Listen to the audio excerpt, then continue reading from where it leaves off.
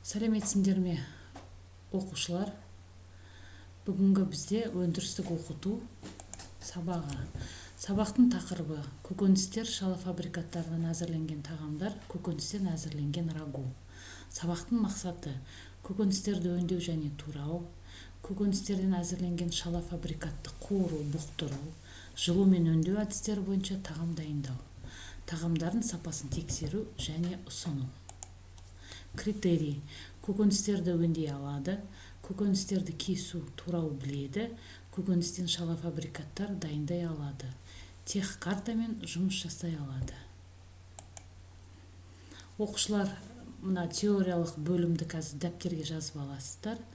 Осыдан кейін мен сіздерге өндіріс түрінде көкөністен әзірленген тураметті көрсетемін.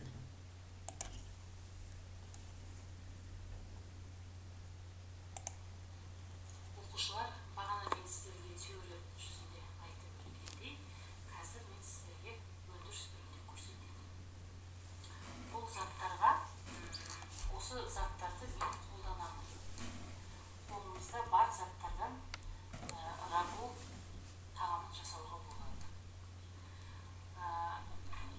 Керекті заттар: бұрыш, пияз, қызанақ керек, сәбіз керек, баклажан, чеснок керек, картошка керек және қырыққабат керек. Бұл тағамның жаңағы маусымға қарай қолда бар көкөністерге байланысты. Сол себепті алдымен біз жаңа алдын ала көкөністерді өңдедік, өңдеп дайындап қойдық. Және біз қазір екі түрге бөлінеді: жай және күрделі. Біз жай түрін алып отырмыз. Алдымен сарымсақты текше түрінде орташа ғып тураймыз. Оқушылар, сіздер бұл жерде пышақпен жұмыс жасағаннан кейін техника қауіпсіздігін міндетті түрде сақтаңыздар.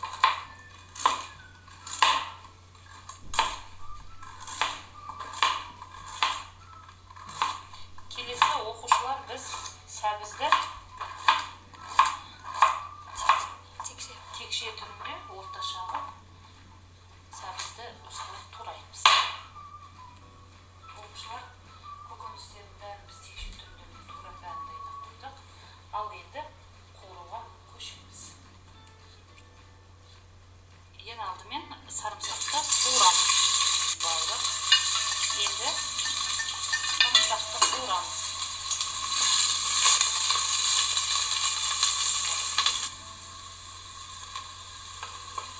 Келесі сәбізді салып қуырамыз оқушылар. Оқушылар, бұл жерде техника қауіпсіздігін ұмытпаймыз. Техника қауіпсіздігін сақтаймыз. Отқа су қолданумен тоққа жолауға болмайды. Оны бәріңіз жақсы білесіздер. Техника қауіпсіздігін міндетті түрде сақтаймыз. Келесі оқушылар, чеснок қосамыз. Чеснокты қосып, оны да әбден араластырамыз.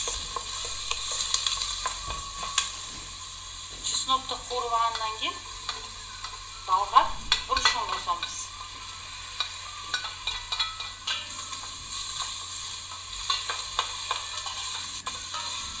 Араластырып болғаннан кейін баклажанды қосамыз.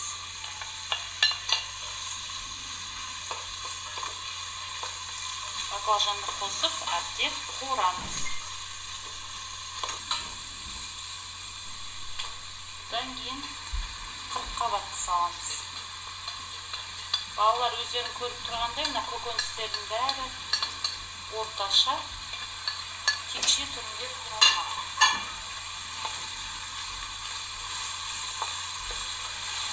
Әбден араластырамыз. Одан кейін қызанақ қосамыз.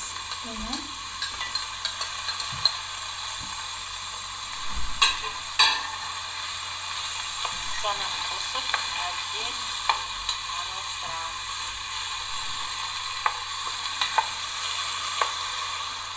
Одан кейін оқушылар, кекше түрінде туралған картофелімізді саламыз. Араластырамыз.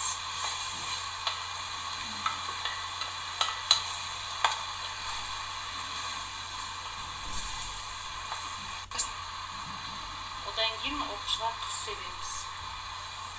Көз мөлшеріне қарай тұз себеміз. Кішкене қара бұрыш кетеді.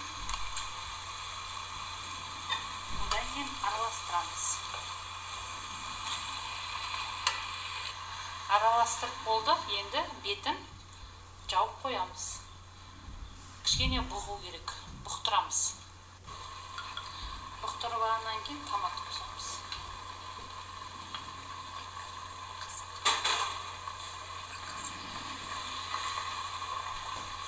Томат қосып, араластырамыз.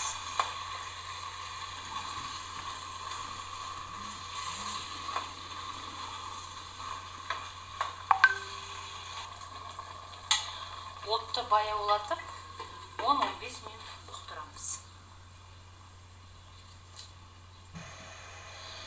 Тамағымыз дайын болды. Әсемдеу ретінде үстіне петрушка себуге болады.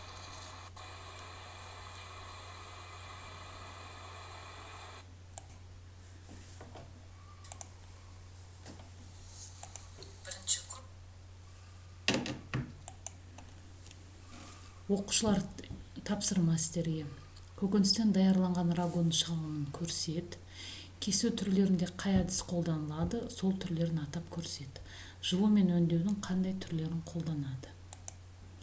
Үйге тапсырма істерге көкөністен әзірленген рагудың схемасын сызу, көкөністен дайындалған шала фабрикаттарды қалай сақтайды, көкөніс рагуына қосылған түйнек жемістілер мен тамыр жемістілер айырмашылығы. Жетістік баспалдағы оқушылар егер түсіндім десеңіздер, 1 деп қоясыздар.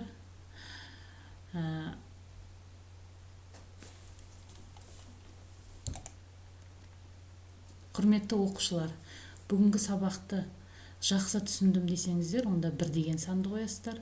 Түсіндім десеңіздер, 2 деген санды қоясыздар. Сұрағым бар десеңіздер, 3 деген санды қоясыздар. Мүлдем түсінбедім десеңіздер, онда 4 деген санды қоясыздар. Мен сіздерге қайтадан түсіндіріп өтемін. Назарларыңызға рахмет.